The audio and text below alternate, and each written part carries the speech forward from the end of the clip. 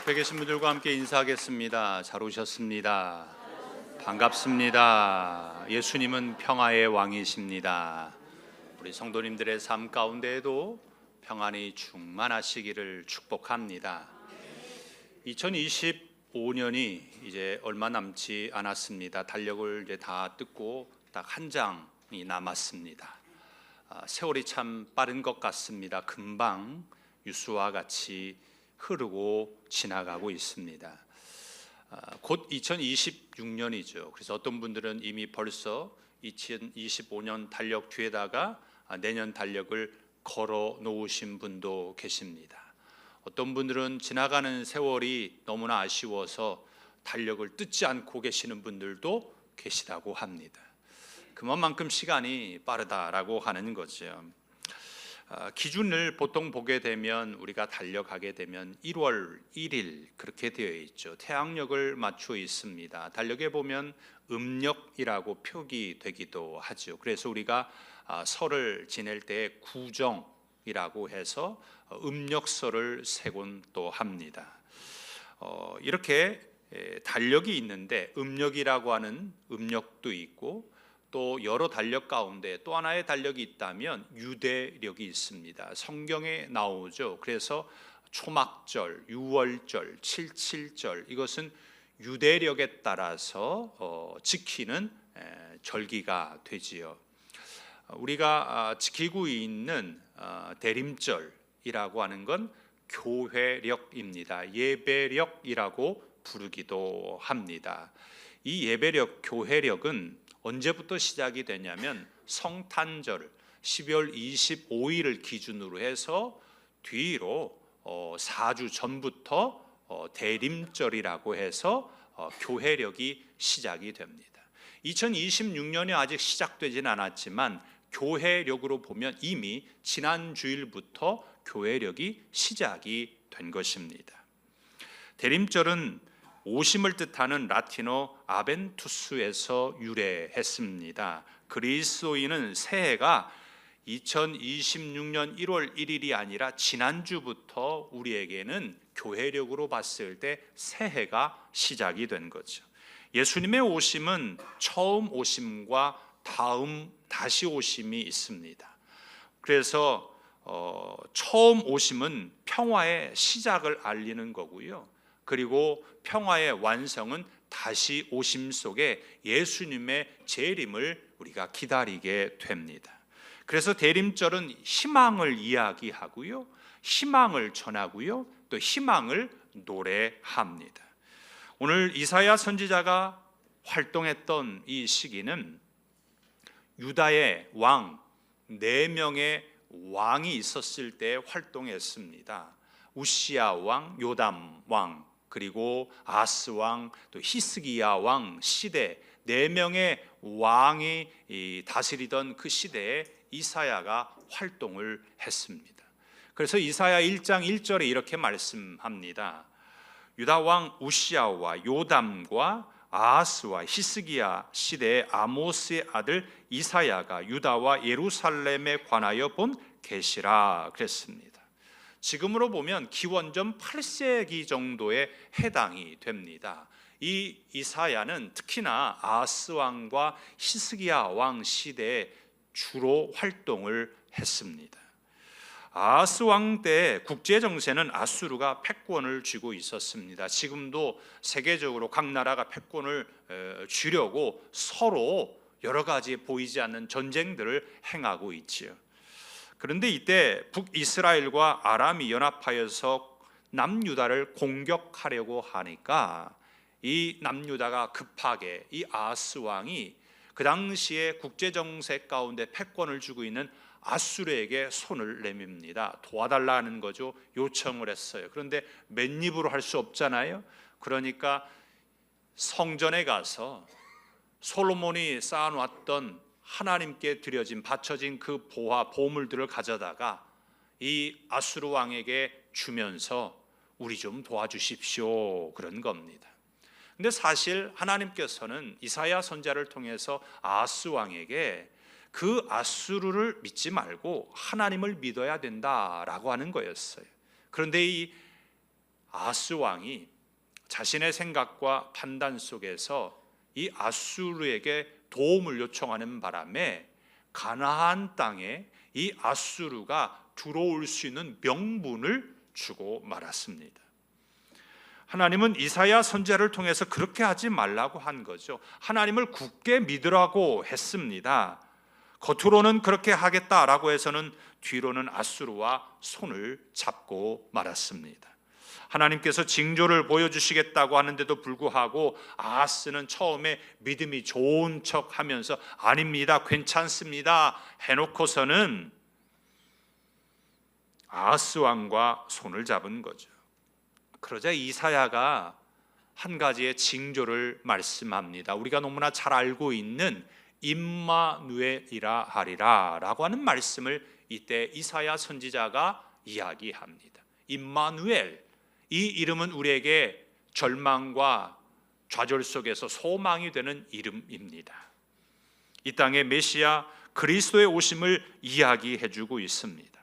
오늘 우리가 살고 있는 이 현대 가운데도 강대국과 연대와 동맹을 추구하죠. 그래서 G7이다, G20이다, 에이펙 해가지고 아세아 태평양 경제협력 강요회의다라고 사람들이 이야기를 합니다. 이런 현대 속에서 하나님만을 신뢰해야 된다라고 하는 말은 통치자들에게 어쩌면 비현실적으로 들립니다. 어쩌면 우리 각 사람에게도 아유, 그게 말이 돼? 이런 생각을 갖게 되죠. 북이스라엘과 아람이 연합을 하니까 아수르의 위협에 눈이 보이는 상황에서 하나님만을 신뢰해야 된다라고 하는 이사야 말은 아하스 왕은 왕으로서의 고민이 될 수밖에 없었습니다.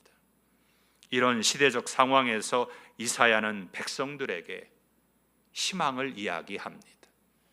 그러면 그 희망을 오늘 현대에 살아가는 우리는 어떻게 받아들여야 하겠습니까? 왜 우리는 이 시대 가운데 희망을 이야기해야 될까요? 먼저 첫 번째는 이 땅이 너무나 절망스럽기 때문입니다. 이 세상을 바라보면 희망이 없어요. 다 곳곳이 다 절망입니다. 희망의 메시지를 전하는 이사야는 이사야 1장에서 왜 절망하게 되었는지에 대한 이유를 말합니다. 죄악을 크게 세 가지로 이야기를 하는데 첫 번째는 이스라엘 백성들이 하나님을 무시했습니다. 그러면서 이렇게 비유를 해요. 나귀나 소는 주인을 아는데 정작 이스라엘 백성들은 하나님을 섬긴다고 하면서 하나님의 말씀을 듣지 않고 하나님을 무시한다라는 거죠. 두 번째는 형식적인 제사를 드렸습니다. 요즘으로 말하면 예배를 드린다고 하는데 전혀 하나님을 경외하지 않고 드리는 예배입니다. 그래서 이사야가 그렇게 이야기를 해요. 하나님께서 이사야를 통해서 하시는 말씀은 내 마당만, 성전의 그 마당만 밟을 뿐이다 이렇게 말합니다. 요즘으로 말하면 시계추가 왔다 갔다 하는 것처럼 그냥 교회에 그냥 왔다 갔다만 한다는 겁니다. 세 번째 잘못은 하나님의 정의와 공의를 무시했습니다. 그들의 손에는 피가 가득했어요. 그들의 손에 피가 가득한 이유는 고관들이 패역하여서 도둑과 손을 잡고 뇌물을 받았습니다. 어려운 사람들의 그 소리를 하소연을 귀담아 듣지 않고 무시했습니다. 이런 죄악 때문에 이제 남유다가 망하게 되었다라는 것입니다. 그럼에도 하나님은 남유다를 하나님의 백성으로 하나님의 자녀를 삼아서 양육하셨기에 다시 돌아올 것을 회복하시겠다라고 하는 것이고 희망의 메시지를 이사야를 통해서 전하고 계십니다. 우리가 살고 있는 현대도 사람들의 눈으로 보면 다 절망뿐입니다. 희망이 안 보입니다. 지난번 코로나 팬데믹으로 세상이 절망했습니다. 셧다운이 되었다고 하잖아요.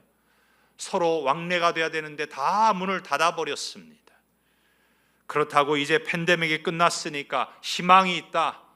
아, 이제 좀 잘 살겠다. 아, 이제 괜찮다. 이렇게 말하는가요? 아닙니다. 오히려 자영업자들은 더 아우성을 지르고 있습니다.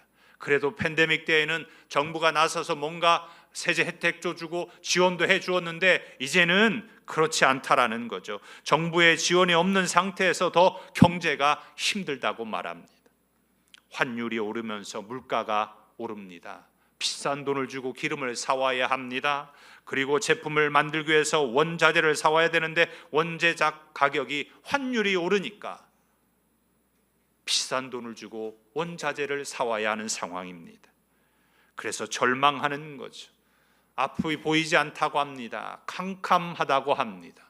취업을 준비하는 준비생들은 직장을 구하기가 어렵습니다. 학생들은 공부하면서 꿈이 없습니다. 직장인들은 내 평생의 집 마련이 어려워졌다고 합니다. 그래서 얼마 전에 신조어가 생겼잖아요. 3포 세대다고. 연애도 포기하고 결혼도 포기하고 출산도 포기하고. 처음에는 3포 세대로 시작했는데 하나씩 더 늘어가요. 힘드니까. 그래서 결국은 맨 마지막에는 뭐라고 말을 하냐면 완포 세대다, 점포 세대다 말합니다. 꿈도 희망도 없는 삶의 비관에서 삶도 포기한다라는 말이죠. 절망입니다. 세상은 이렇게 절망을 말합니다. 하지만 오늘 우리는 이렇게 절망할 수 없습니다. 왜냐하면 하나님께서 희망을 말씀하시기 때문입니다. 사실 우리가 세상을 보기 전에 나 자신만 봐도 절망스럽습니다. 희망이 없는 거죠. 그래서 우리가 세상을 탓하기도 합니다. 세상이 나빠서 그렇습니다. 세상이 잘못되었습니다. 세상의 탓으로 돌립니다. 하지만 그 세상에 있는 내가, 나 때문에 세상이 죄악 가운데 있기도 합니다. 그래서 우리는 다시 오실 예수님을 기다리면서 희망을 이야기해야 됩니다. 왜냐하면 하나님은 우리를 절대로 포기하지 않으셨기 때문입니다. 세상은 나를 포기했습니다. 나도 나 자신조차도 포기했습니다. 하지만 하나님은 하나님의 백성을 절대로 포기하지 아니하시고 구원하여 주십니다. 세번역 성경 시편 42편 5절에 이렇게 말씀합니다. 내 영혼아 어째서 내가 낙심하며 내 속에서 불안해하는가. 너는 내 희망을 하나님께 두어라. 낙심하고 불안할 때에 우리를 포기하지 아니하시는 하나님께 희망을 두시기를 바랍니다. 왜 우리가 희망을 이야기해야 될까요? 세상이 절망스럽기 때문에 우리는 희망을 이야기해야 됩니다. 하나님께서 우리에게 메시지를 주기 때문입니다. 하나님의 말씀이 있기 때문에 우리는 희망을 이야기하는 거죠.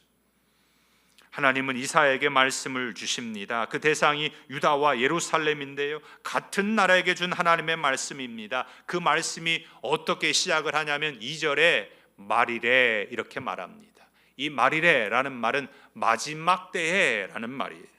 지금의 상황은 유다와 예루살렘의 죄악으로 절망이지만 마지막은 희망으로 바뀐다라고 하는 것을 암시하고 있습니다.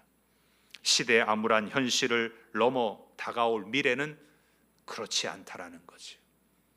자녀들에게 우리는 희망의 메시지를 전해주어야 합니다. 그래서 마지막 때에는 만방이 여호와의 전에 있는 예루살렘으로 모인다라는 거예요. 왜 모일까요? 예루살렘에 모이게 되는 이유가 무엇일까요? 그 이유에 대해서 3절에 이렇게 말씀합니다. 많은 백성이 가며 이르기를 오라 우리가 여호와의 산에 오르며 야곱의 하나님의 전에 이르자.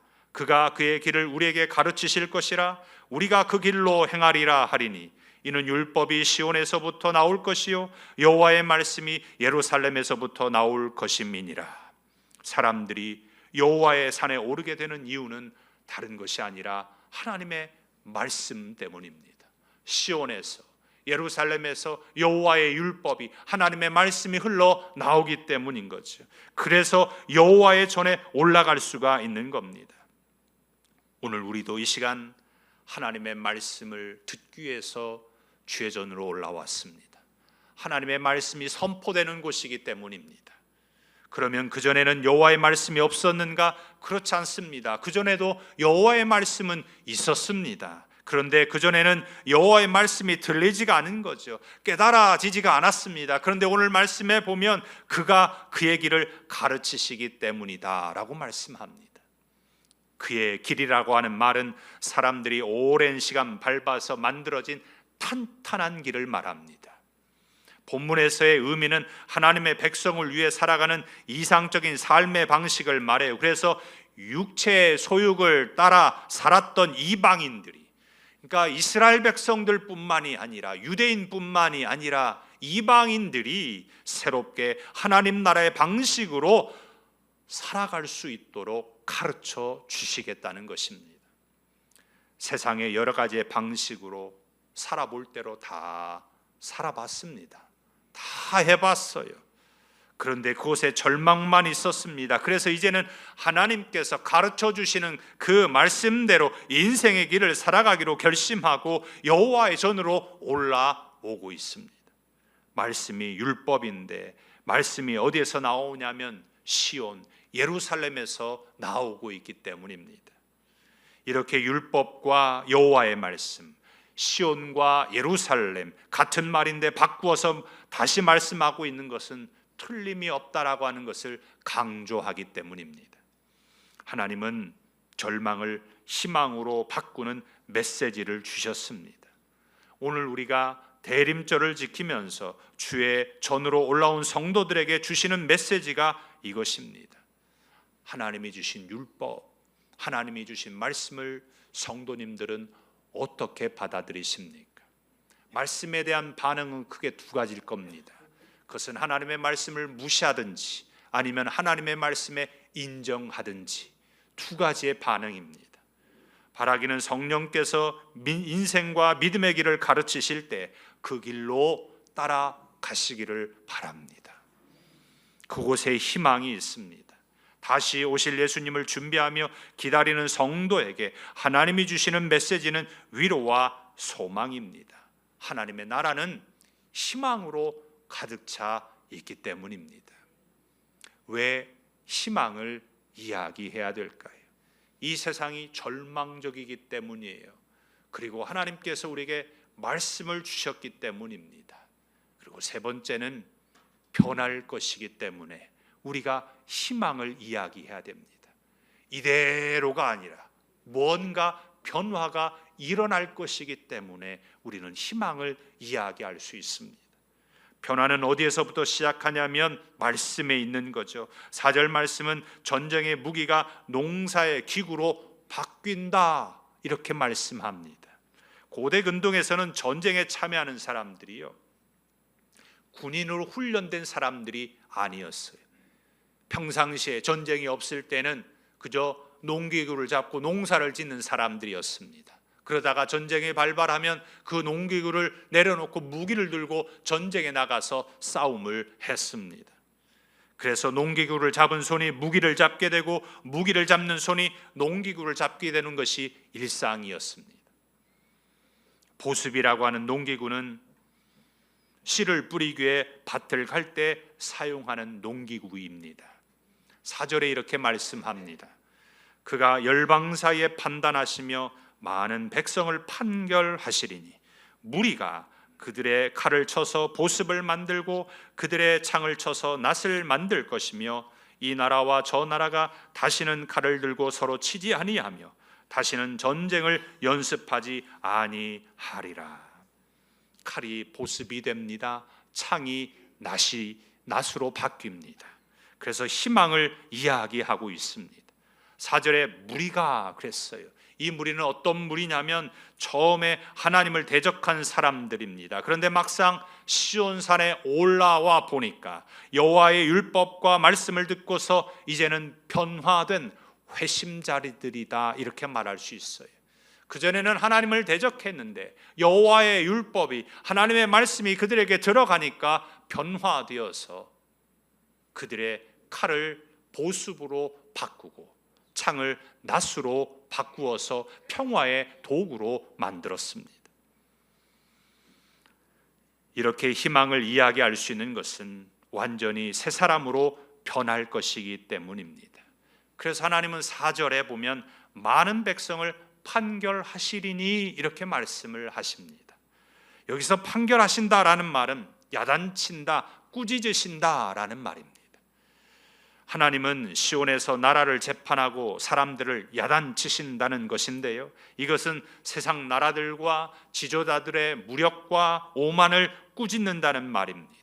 그래서 하나님의 꾸짖음에 야단을 맞고서 그들이 변화되어서 더 이상 전쟁의 무기를 만들지 않고 더 이상 전쟁을 연습하지 아니하고 이제는 평화의 나라가 된다는 말씀입니다. 성경은 우리가 그리스도 안에 있으면 새로운 피조물이다 라고 말합니다. 이것을 바꾸어서 샬롬 이렇게 말할 수 있습니다. 샬롬이라고 하는 말은 어원적으로 보게 되면 충분한, 만족한, 온전함이라는 뜻입니다. 이 말은 어느 한쪽에만 충분하고 만족하고 온전하다라는 말이 아닙니다. 샬롬은 누구에게나, 모든 사람이 똑같이 그 사람들에게 충분하고 만족하고 온전하다라는 말입니다. 이것이 진정한 평화이고 희망입니다. 그런데 세상은 평화를 말하면서 그들만의 평화를 이야기합니다. 그래서 그렇게 비난을 하고 야유를 보내면서 팍스 로마나라고 말을 하죠. 처음에는 이 팍스 로마나가 로마의 평화라는 말로 좋은 의미로 사용이 되었습니다.